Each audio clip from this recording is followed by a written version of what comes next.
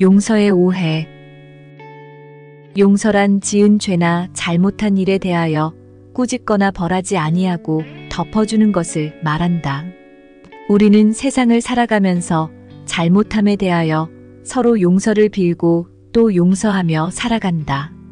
그런데 용서에 오해가 있을 수 있다. 상대방은 잘못함이 없는데 잘못한 것으로 오해하고 일방적으로 용서한다는 얘기이다. 그러고는 상대에게 덕행이라도 베푼 것처럼, 큰 사랑이라도 베푼 것처럼 생각도 한다. 예를 든다면 필자는 일생일대에 큰 실수를 한 적이 있다. 살아오면서 힘들 때가 있었다.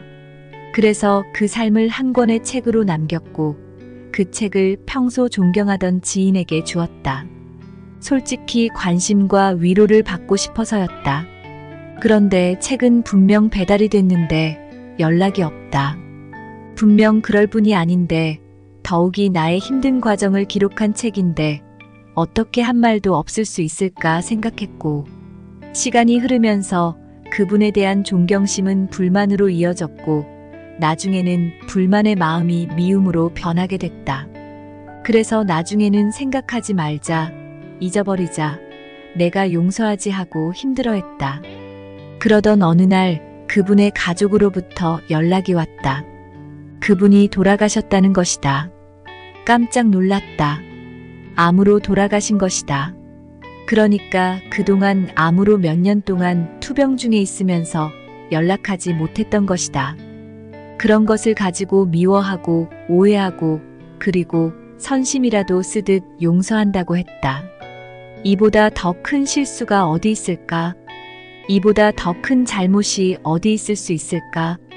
그분은 잘못한 것이 없고 용서의 대상도 아니었다. 그런데 용서한다고 했다. 15여 년이 지난 지금에도 죄송함을 지울 수 없다. 이것이 바로 용서의 오해다.